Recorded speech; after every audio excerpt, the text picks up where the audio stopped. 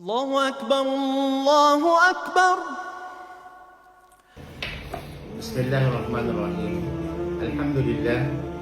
Assalatu wassalamu ala Rasulillah.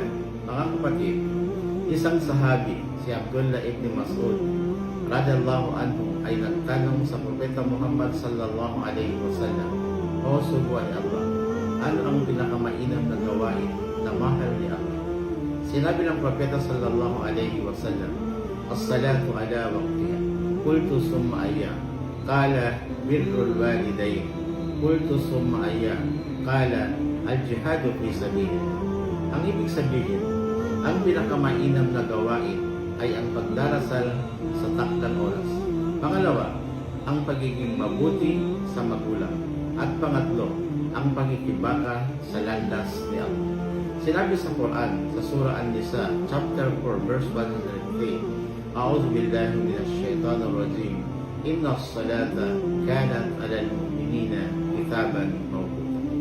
Katotohanan, ang sala ay itinakda sa mga mananampalataya sa takdang oras.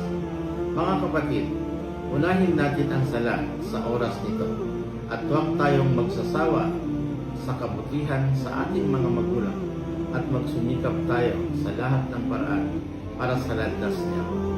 Assalamualaikum warahmatullahi wabarakatuh.